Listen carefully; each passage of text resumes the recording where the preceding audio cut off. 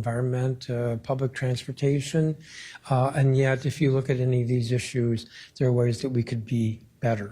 I still think we could have fare-free buses. I think that would be much better for public transportation, would make a big difference in our transportation infrastructure or ecosystem. I think we could be better with environmental issues. I know we could be better with education issues. So there's even though the government, I think, there's a lot to be proud of, I hope that the next mayor is able to take us to the next level. So in your eyes, does that require somebody to be like a moderate, or, you know, I don't want to butcher your words. It sounds like, from my vantage point, that you want somebody who's a moderate. Well, I didn't say that. I think that this is a city that would not get along well with a conservative, but whether it's a moderate or more progressive. I remember there was somebody who used to say that you take somebody who's moderate here and put them in another city in the hinterlands of the country, and they would be somewhere between progressive and viewed as being communist. Mm-hmm. So all these things are all relative. Being ideologically stuck would be a problem. There needs to be flexibility, openness to best approaches. I was yesterday reading some materials on cashless bail, just because that's an issue that Congress is trying to beat us up on. And the literature referred to the research and whether having cashless bail has actually increased crime, that there are other alternatives, there are other ways to deal with crime. And it just speaks to the point that I'm making, is being open to looking at research, alternatives, and better approaches at effecting our goals. Gotcha. And that's not ideologically driven. I got one more follow-up, if that's cool for the time being. So given that this is an election year, we got quite a few council elections. I want to ask you the same question as relates to the council. What is your vision, or what do you see as the best makeup of the council after the end of the election season? Once all the smoke clears, what is the best combination of, I guess, political leanings that you would see on an ideal 13-person council? But I feel like I'm at the beginning of a council period instead of in the middle of it. I'm not sure it's much different than what I was just saying with regard to the mayor's seat. Folks on the council who are intellectually curious, willing to grab the broad range of issues that come before the council, and looking for best strategies or best policies to affect our goals that is not ideologically driven. And do you see the election, just going back to your comment earlier, do you see it hindering the council's work, the current election season, just seeing what you said earlier? It just is what it is. I mean, there's been an election every 2 years with half the council up every 2 years. And there's going to be more turnover this time, but it's still basically half the council being up for election. Thank you. Yeah. Chairman, you were talking before about, the ongoing back and forth with Congress as it relates to the district. Do you think whoever is mayor next should make protecting and strengthening home rule one of their top priorities? Yeah, absolutely. I think for all of us, it is protecting and strengthening home rule.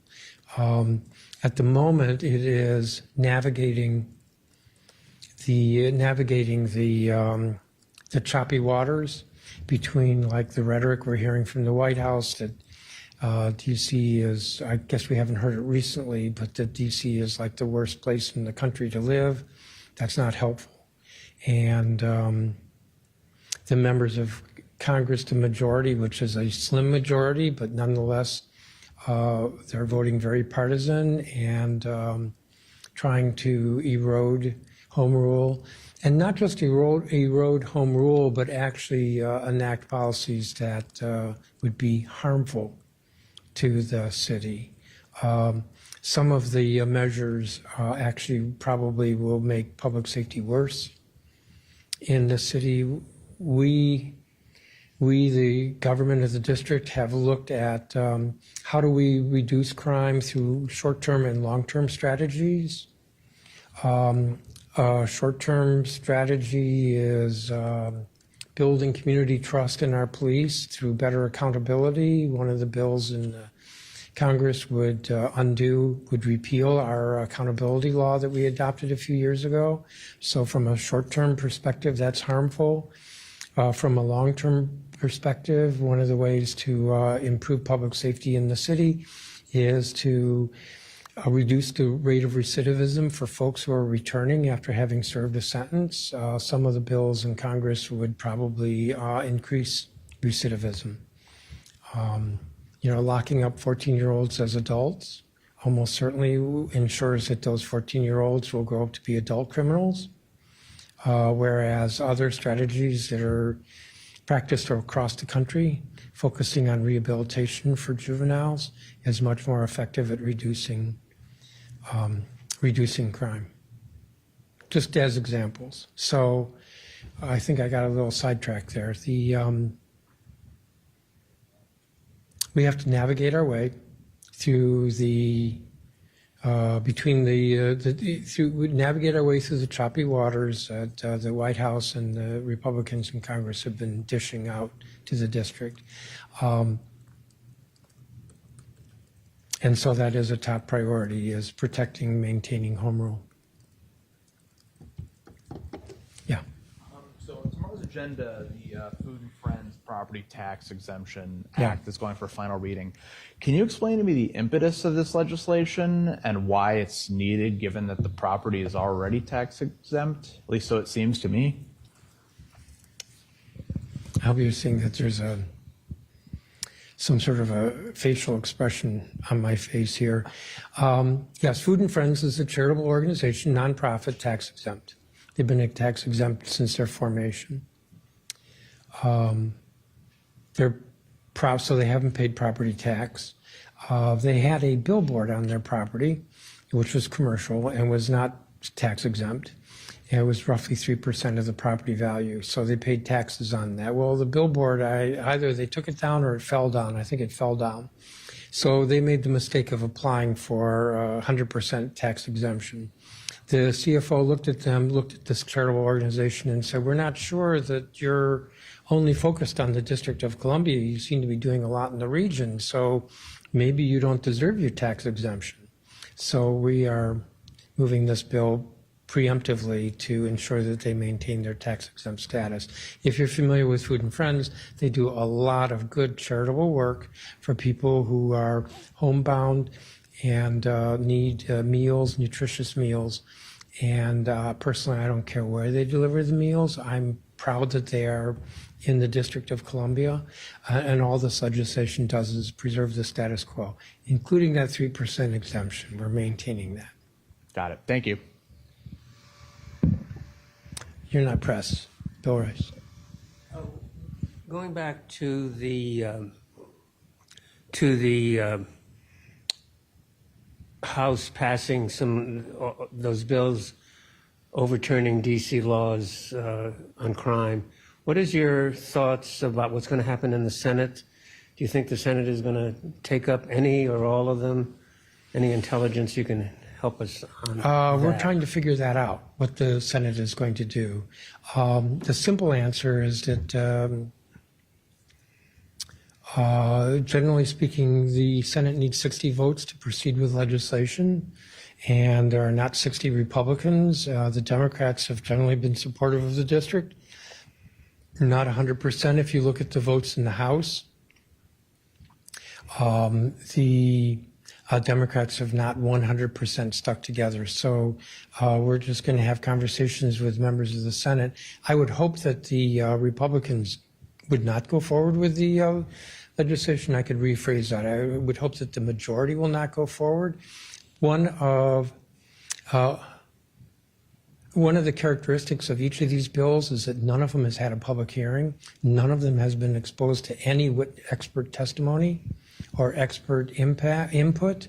And so what we're getting is just a lot of rhetoric. I'm thinking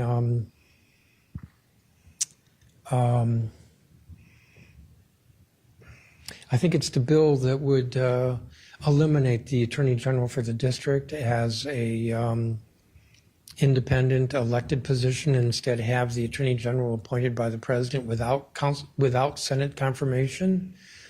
And some of the rhetoric behind that by the proponents has been that the prosecutor has declined to prosecute two-thirds, roughly 67% of cases.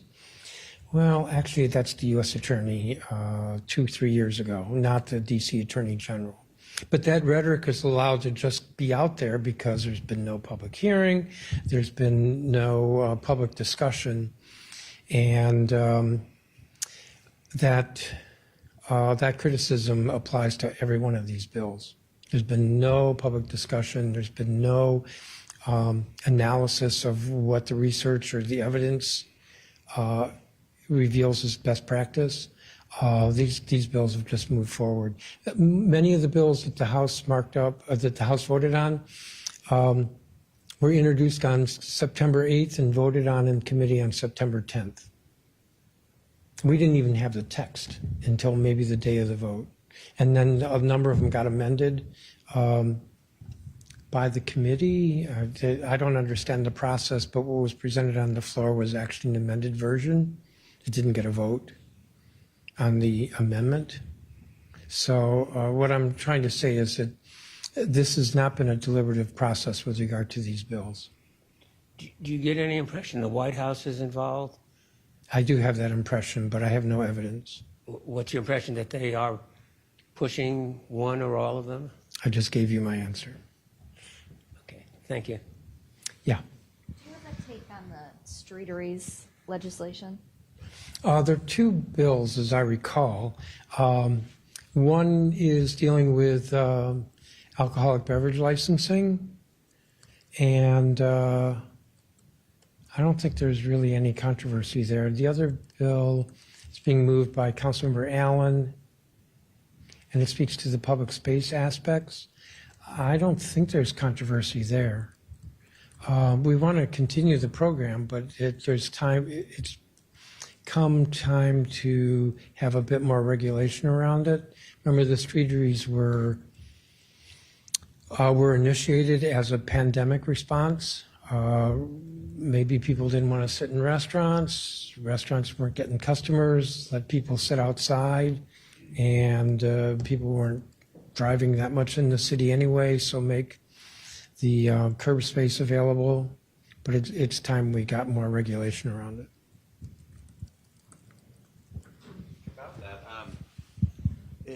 It seems like it's not just that we need regulation, but the regulations keep changing. So now there might be new guidelines. Should restaurants who are taking down their streeteries now expect maybe even another set of guidelines when spring comes around?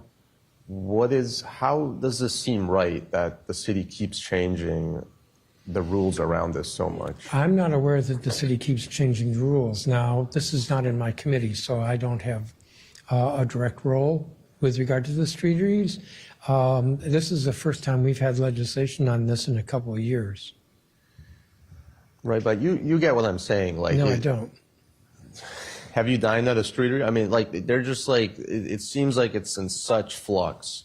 And the restaurateurs who have had a tough time, obviously, they don't know what to do next either. Meanwhile, some of them are coming down. Some streeteries are coming down while the council might vote tomorrow to get rid of some of the regulations that the city, that DDOT came up with. There's just a lot of confusion around this. Of course there would be some confusion because we're going through a transition here. So that's normal. You're saying. My understanding is that the Public Space Committee over at DDOT has come up with some proposed regulations. I think Councilmember Allen's bill speaks to some of that. So that's new and different. But I wouldn't call that like perpetual change. I would say what I said before, which was that the streeteries were initiated during the pandemic, and now we're looking at some regulations to regulate them. recognizing that they're here to stay. Do you think it'll have, was it 9 votes, 8 votes Yes, to pass? Yes. Allen's bill? yes. Sam? Wanted to revisit the net zero requirement for the Ward 8 pools. Yeah. If you wouldn't mind expounding on why you think the bill wouldn't go far. Well, I think it's, for one thing, I think there needs, just as I was criticizing Congress, I think there needs to be a little bit more consideration, probably a public hearing, with regard to why we would want to change the net zero requirements. I know that DGS has been quick to say that net zero is way too expensive to implement.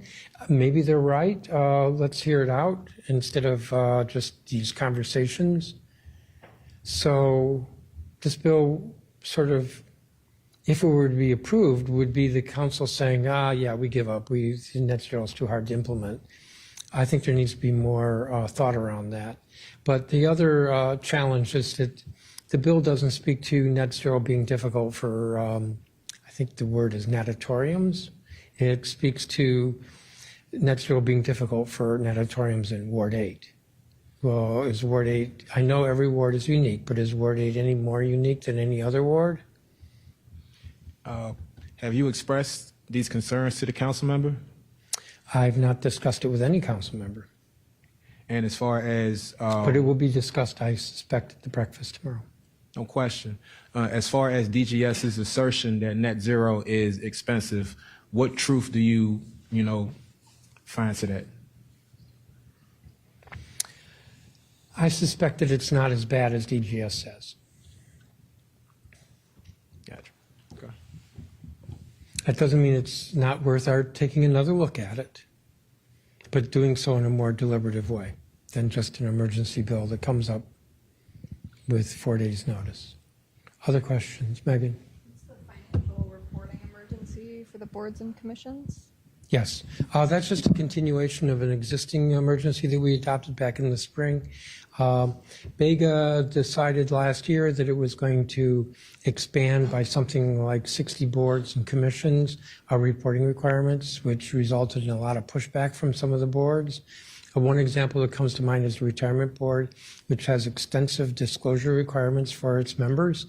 And the idea that they would have to file a separate second disclosure statement was objectionable to them. And so we put all that on hold. If we haven't needed those boards and commissions to be reporting for the last however many years, 10 years, I'm not sure why we need to now. And I'm not even sure who looks at them. Maybe you do. Other questions? Sam, you may have the monopoly. Say it again? You may have the monopoly here. I mean, if that's what it is, can you talk to us about your reelection bid? Well, I can't say too much because All right, well then, I can't campaign in the Wilson building. I'll frame it like this: what is the unfinished business at hand for the chairman? And if you can just reflect on, given your challenge last go around with former advisor, neighborhood commissioner Aaron Palmer, what have you seen? To what degree have you fulfilled your promise from that point up until this point? I think I'll answer it this way. I think there's a lot of unfinished business, which I discussed before. I discussed it in the context of what I would look for with the mayor, but it applies to me as well. The committee of the whole for the council is different than the committee of the whole in most state legislatures, in that there's substantive issues like education that are in the committee of the whole here. And I think there is still a lot of room for improvement in public education. So on the one hand, if you put me in front of Congress or in front of anybody outside the city, I will sing praises because we're doing pretty well as a public education system. But within the Wilson building, I will say that I'm completely dissatisfied with how we're doing, how we're improving with public education. You know that the gap between at-risk kids, I could say between black kids and white kids, is huge. the achievement gap. That needs to be closed. We know that the test scores, we celebrate that we've had the largest growth in test scores in math and English of any large city school system. And yet, I'm trying to remember, I think reading is in the 30% in terms of being proficient, and math is in the 20s. Yeah. That's just unacceptable. We can be doing much, much better. Look at our attendance rate or truancy rates, way too high. And in my view, public education is the great equalizer. It's the way that we will solve a lot of our other problems that we struggle to solve, like affordability, like the wealth gap, like just social justice issues we have. Kids who are learning, are doing well in school, are not being delinquent, are not committing crime. And they have their whole future, every opportunity before them if we do better as a public education system. That's just one example of unfinished business that I'm chomping at the bit to continue working on. And could that be fulfilled without a standalone education committee? Now why are you going there? I have to. No, you don't have to. You don't have to. None of you have to ask any of the questions that you asked. No. The education under the committee of the whole, we have done far more. Forgive me, predecessors, but we have done far more than any other education committee in years. We have more staff dedicated to this. That's my choice. We have moved some significant legislation like Schools First that no other education committee thought of to bring some stability. We've been very focused with oversight hearings. We don't just have oversight hearings in February on education, but we have it, as you know, this fall. We'll do it in the spring as well as in February. You don't need a standalone committee for that. You just don't. Did I prompt any other questions? You may be the last question. Well, I don't want this to be. Every other state in America has an education committee. Every state has. Why do you think DC doesn't need an education committee? Why does it need a separate committee? We're not doing well? Every state's decided they need one, so why doesn't DC? Well, maybe because their committee as a whole, it doesn't have any substantive matters in its jurisdiction. I don't know. I don't even know that your assertion is correct. There are probably some states that don't even have an education committee. It was 100% correct a few years ago. I submitted might have changed. Maybe one state got rid of theirs in the past 2 years. But Okay. I'm interested in results. And I think that the council is doing pretty well with regard to education. Well enough? No, we can always do better, which gets back to my question that I think there's a lot more to be done. There's a lot more to be done with the other issue that's under the committee of the whole, which is the Department of Buildings, to reduce illegal construction, to get more inspectors. We've put money in the budget, but they have yet to be fully hired. And to make it easier for residents to be able to get permits, make it easier for businesses to do business, getting their permits, their certificates of occupancy quickly. There's a lot to be done, even though I think the Department of Buildings is doing much better today than it was a few years ago. that was a good pivot. Thank you. I think that's going to be the last question. Thank you. About, not on the agenda, but Waymo is spreading across the country. How does the I like where you Wilson put building that, feel about spreading Waymo? like the big ooze. The robo-taxis are spreading around the country. I guess there's a bill that Council Chairman... There's at least one bill pending in the council Allen, right now on yeah, Waymo. Do you have a feeling one way or the other on whether it should advance or not? It's actually on my list to talk to Councilmember Allen about. What are you going to tell him? What am I going to tell him? We're going to discuss what his views are on the legislation and if he's moving it, when, and if he's not moving it, why. What is your view on the legislation? I think we have to step into the area and adopt some legislation.